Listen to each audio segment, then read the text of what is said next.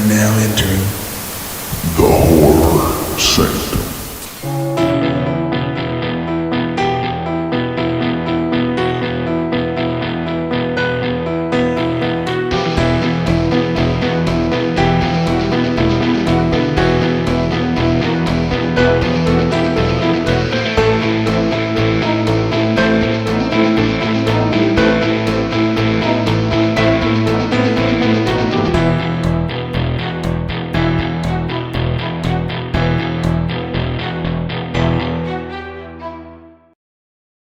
Hello, brothers and sisters in cinema, and welcome back to the Horror Sanctum.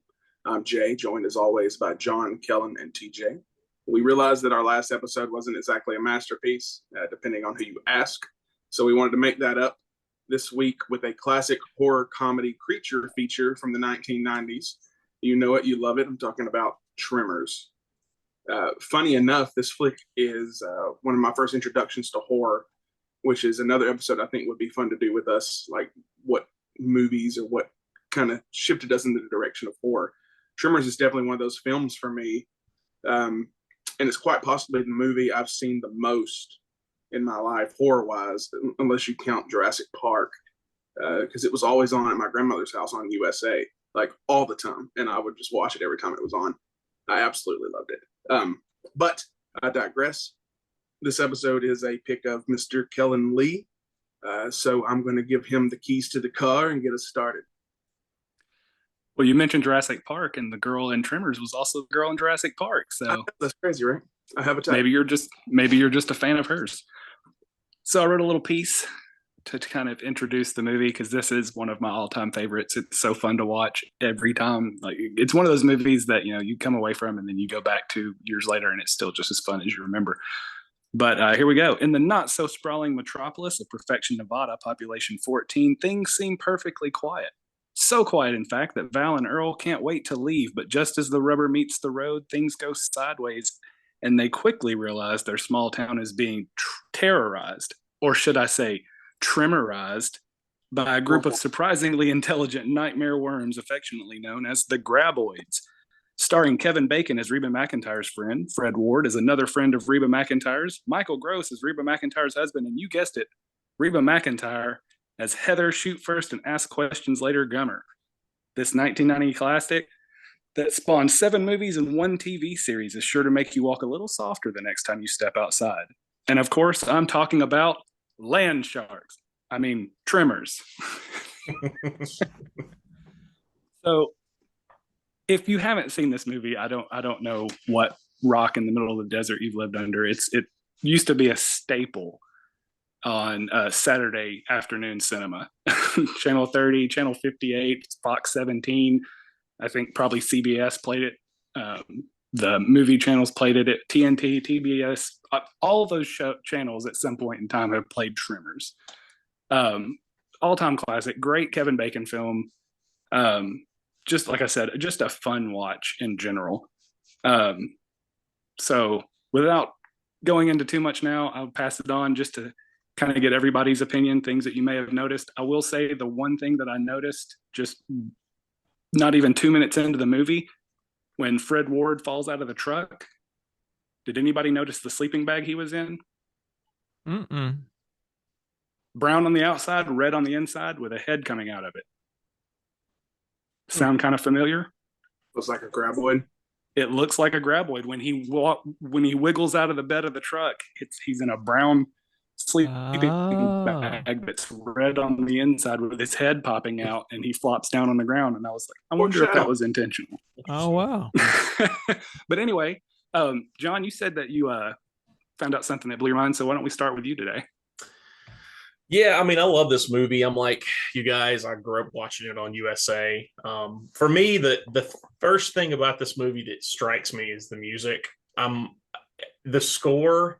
Like, there's something about the 80s and 90s films when they use like harmonicas and the country guitar riffs. That's just like, I don't know why. That's just so wholesome to me.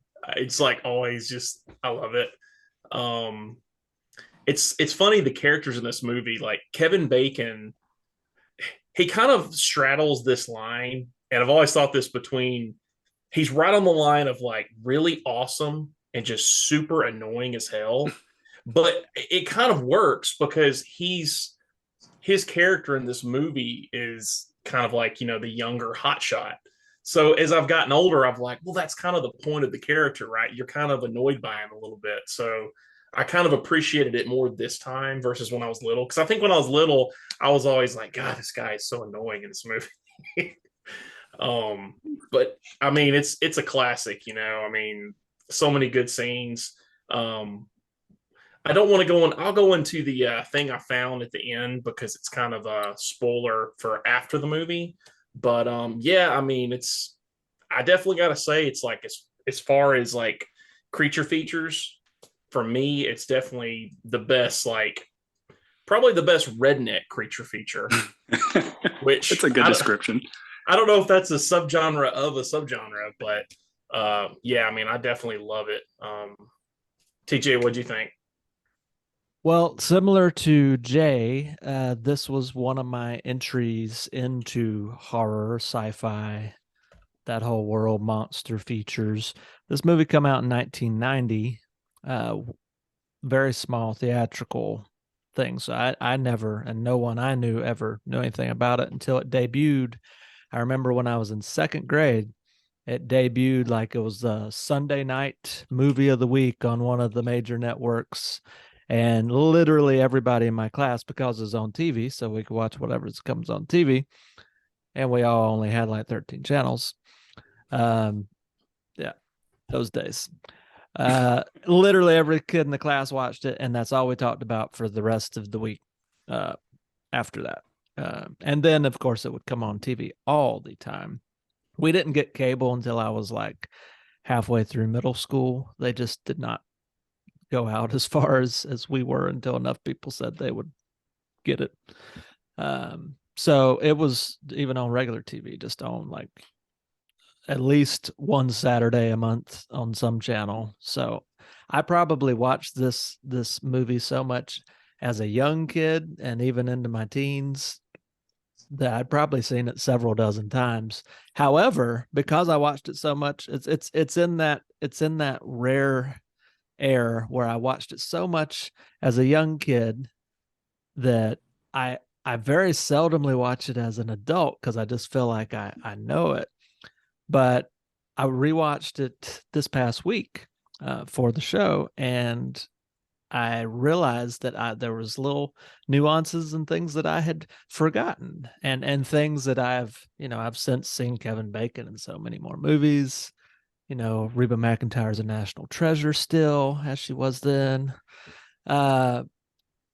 But I had no idea when I watched this movie that Michael Gross, who's like the fifth lead in this movie, and then goes on in the 7 or 8 sequels and TV show to be like the star, that he was the dad in Family Ties. Yeah. Yeah. And literally he shot the series finale the day before they started filming this movie. And then basically ever since, this has been the role, other than Family Ties, that this guy has been known for. And it's all about Gummer, the crazy gun redneck in the desert, all these new, even though they're taking them to like the Antarctic and random islands and stuff now in these crazy CGI versions. But I wonder how many kids like us grew up watching this and became preppers because of Gummer. became what? Became preppers. Oh, yeah. Yeah. I mean, It came in handy for him and Reba. They lived. I always wonder though, because I think I've only actually seen the first sequel, but I don't think Reba's even in that one. Like, did they get divorced in between 1990 and 1996? Because she's like, she went to Nashville. Oh, yeah. She went to Nashville to start her music career. She took half of his guns in the divorce, I guess. Yeah. History wise, there's actually a really great podcast that goes this actually Horror Sanctum. Well, that one, yes, listen to that, which if you're listening to this, obviously you already found us. But there's one just on the making of Tremors. It's like a 6 or 7 part, and it's hosted by Michael Gross, who is the Gummer guy. And something about perfection. I forget I forget exactly what it's called, but they interview Kevin Bacon, and initially he hated this film because it got bad publicity and critical reception when it first came out. Didn't do well in the limited theatrical run. It was a weird time for him and his career. Like, he was trying to figure out exactly, he'd done Footloose, he'd done Flatliners, but he had a few misses in a row, and was kind of thinking like, this, if this don't take, or my next movie don't take, this was one of those transitional things that he just took because he needed a job, apparently. And Oh, wow. his wife was like 8 months pregnant when they shot this in the middle of the desert, like nowhere. So literally he was thinking like any moment a baby's going to drop. So I imagine the shoot for this film was a little frazzling. Apparently he started having night terrors of these tremor worms, and apparently woke up in the middle of the night at some point, carrying Kira Sedgwick, who's been his wife for like 30 some odd years, out of this random trailer they were staying in, or the hotel, wherever they were in the middle of nowhere. I think it was like the one hotel in a little town in the desert. So that was interesting. They did talk to the writing team of this, actually, and the director of this went on to do a lot of stuff. Like, the director of this went on to direct City Slickers, of many other things. But the writing team was the writing team that did Batteries Not Included and Short Circuit with Johnny Five. And then after this film, they went on to do such interesting choices as Will Smith's Miss, the Wild Wild West, amongst other things. They did have some other minor successes in there, but one of the main producers, a lady producer that actually worked with the writing team to actually get this made, was one of the producers of the first two Terminator films with James Cameron, and Aliens, also with Cameron, but also... Oh, is it Gale Ann Hurd? Yeah. Oh, that's what I was... When you said that, I was like, that's got to be Gale Ann Hurd. And now famously one of the producers on The Walking Dead. So this was a for all the people involved in making it, this was kind of like right in the middle of kind of their sweet spot of successes. In fact, if it hadn't have been for the success of Short Circuit, the producer lady never would have greenlit this to be made, because this was basically, this whole project was kind of shepherded by the writing team and was on the backs of their success from Short Circuit. Initially, this film was called Land Sharks. Then at some point it was called like Beneath Perfection. And then it was called some other weird thing at some point before they kind of settled on Tremors as kind of being this, well, this kind of gives you a sense of what it is without burying the lead. Because at this point in 1990, monster movies were passé. Actually, I saw some interviews with the practical effects people in this film, and initially the designs looked even more like an uncircumcised penis than they already do.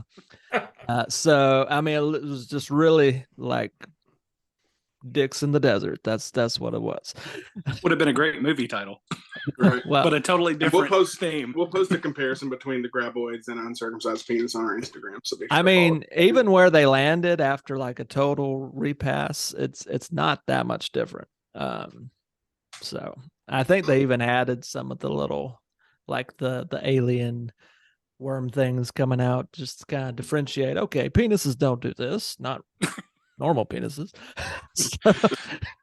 You mentioned it was originally called Land Sharks. Do you know why they changed the name? Because of the SNL Saturday Night Live skit where Chevy Chase was the famous land shark. They didn't want on this low of a budget film that was kind of a chance with a monster movie anyway to get into like a legal battle over copyrights. Yep.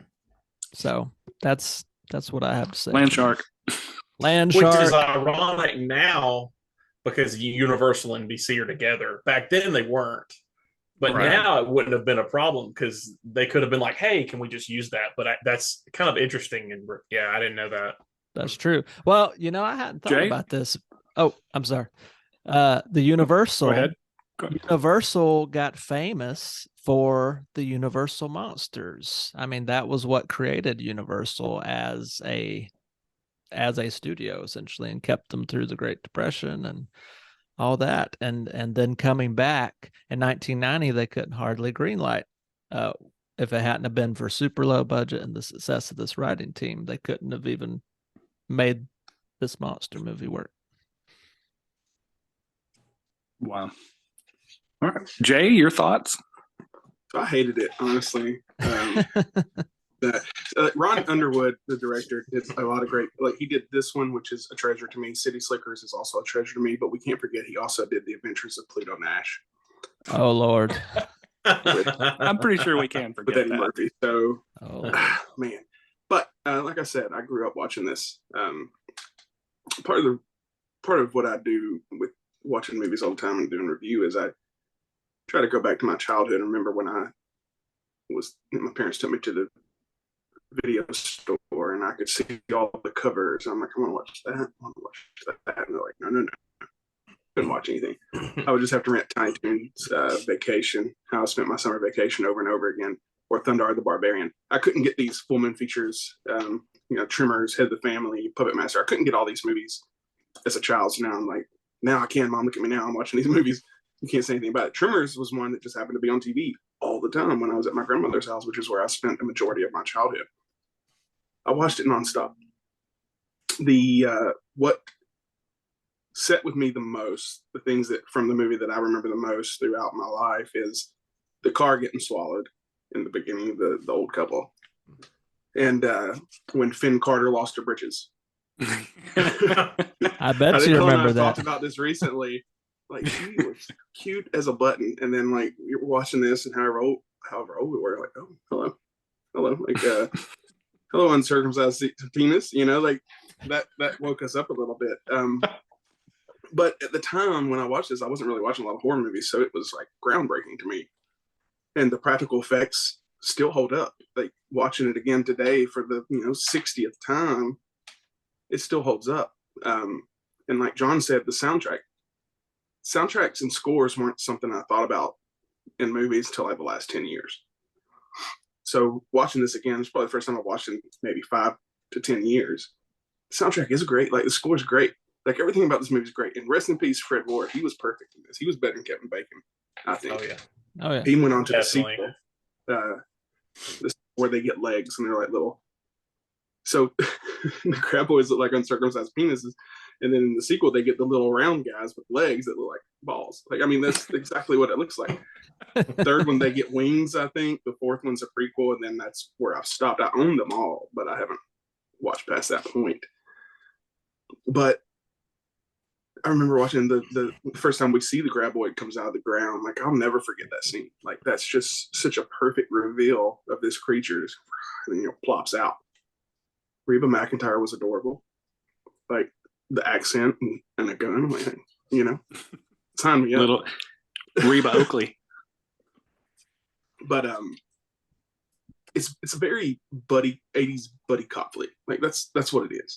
Definitely. Like, Bacon and Ward's banter back and forth makes the entire film. Like you love those guys, and they're dim-witted, and they're trying to get out of this town, and they can't because monsters.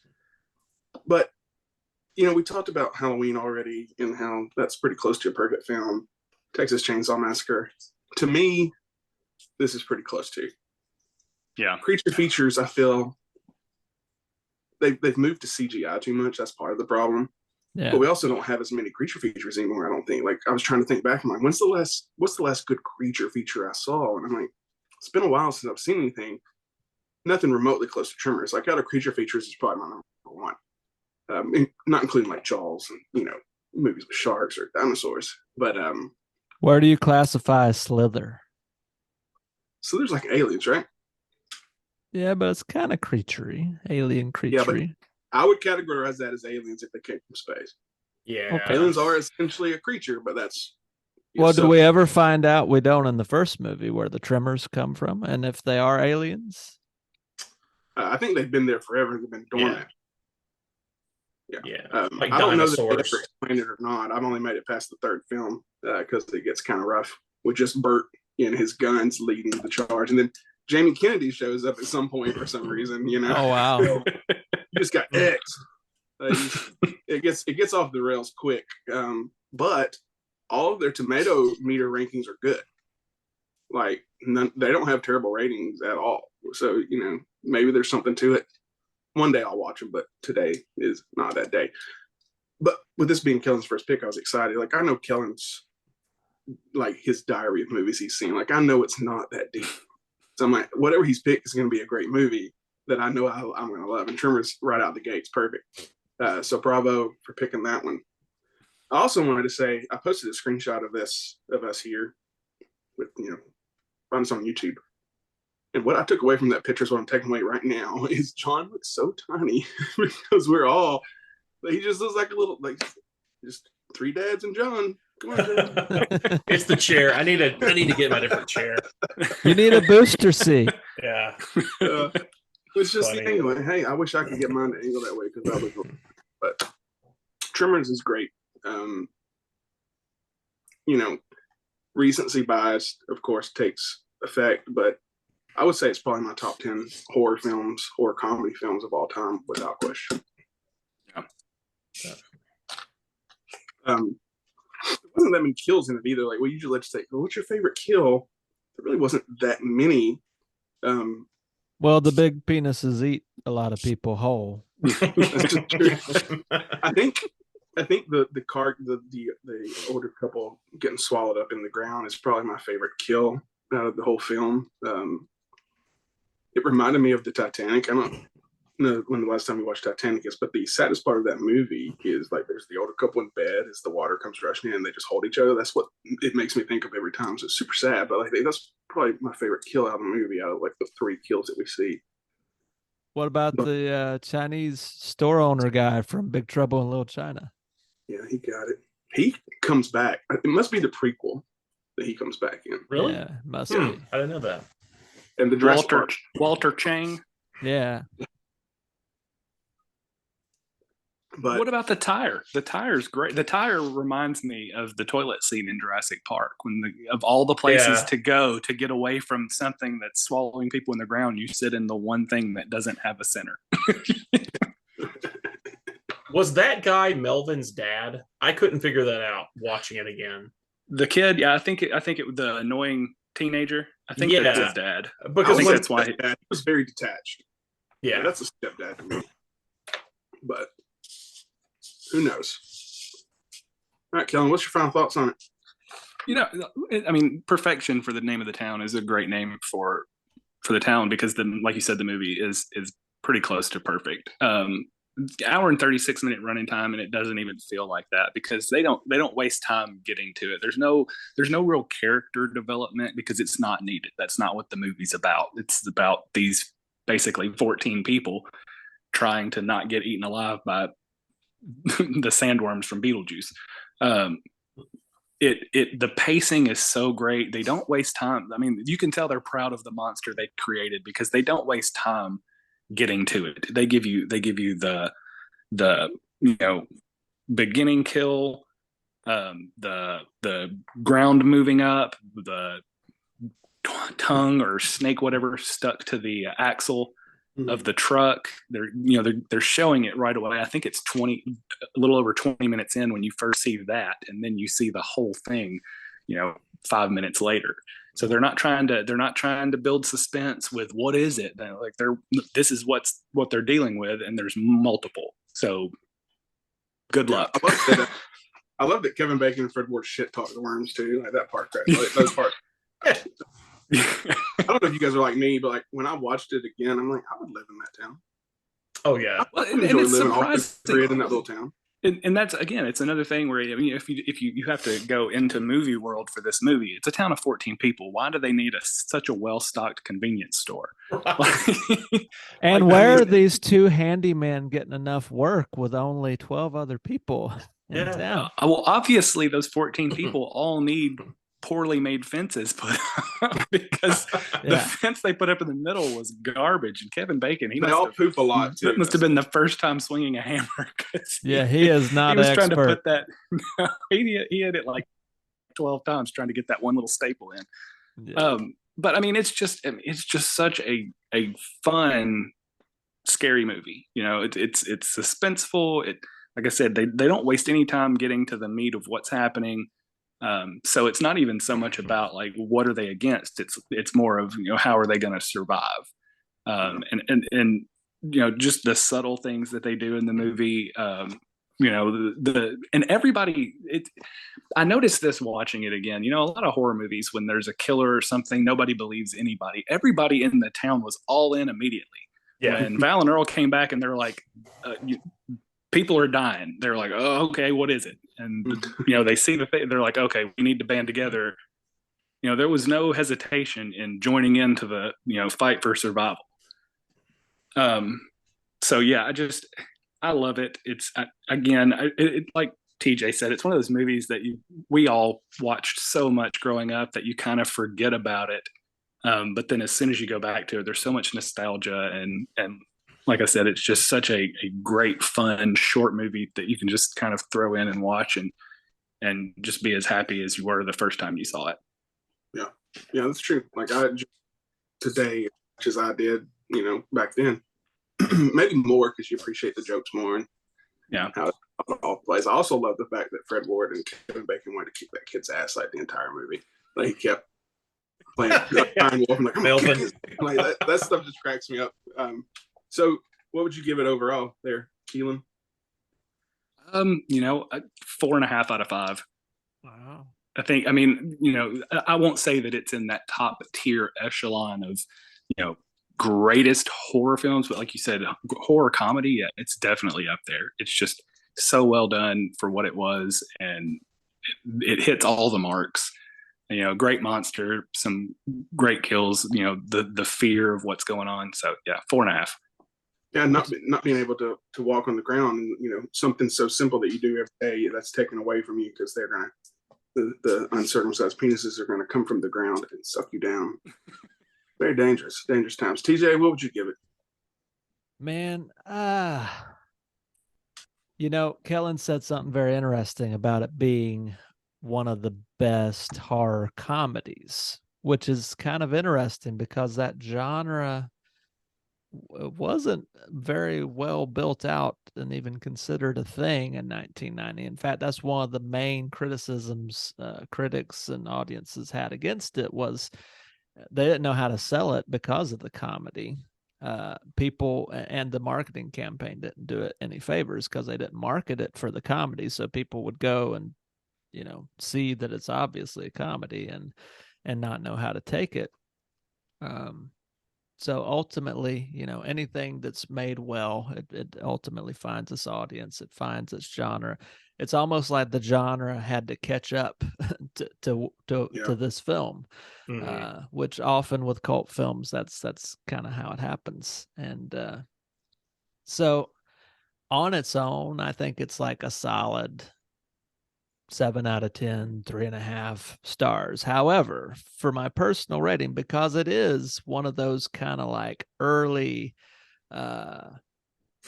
grandfather horror comedies of the modern era, I gotta give it a 4 out of 5. Johnny? Well, a few things. I gotta say, as far as the best kill, my favorite scene in the movie is the elephant gun scene where they're firing and it pans back on the guns and he breaks open the elephant gun and shoots it. And just the way they shot that and the music, it's like, I watched that today. I was like, that is like freaking brilliant. Just the way they did that whole scene. And I also like that the graboid at the end of the movie is the one that got his truck at the beginning. So it's almost like a cool circle. Like it's like that's the one they first saw, and that's the one that makes it to the end. And he has to like he has to play the Texas Stampede thing to get out of the way. I just thought that was kind of a cool tie-in with the whole movie. As far as a rating goes, I was gonna give it like a 7 or 8, but I honestly, the harmonica just takes it over the top for me. I'm 5 out of 5. I'm 5 out of 5 for this movie. Honestly, That's the Mississippi talking, John. I can't help it. I'm 5 out of 5 today. I'm right there with Kellen. Of course, I'm biased. Like I said, like this movie I've always loved, so I gave it a 4.5 also. But it 100% was ahead of its time. Like if it came out, today, it would make so much money. Yeah, it was definitely ahead of its time, and I appreciate it for that. Do you think audiences today would appreciate the practical effects, which a lot of it was just literally hand puppets? I think so, and here's why. Just how I can personally relate this to myself. I decided I want to rewatch Lord of the Rings, but before I do that, I want to rewatch The Hobbit. The Hobbit doesn't hold a candle to Lord of the Rings, and part of that reason is the effects. Like for whatever reason, he got away from practical effects and he wanted everything CGI. Ratings on Rotten Tomatoes dropped it down, and I'm sitting there watching. I'm like, this looks terrible. Like I know you spent a lot of money on it, and it looks terrible. Give me a puppet any day. Yeah. Like if you do it right, it's perfect. Like it's not that hard to do it anymore.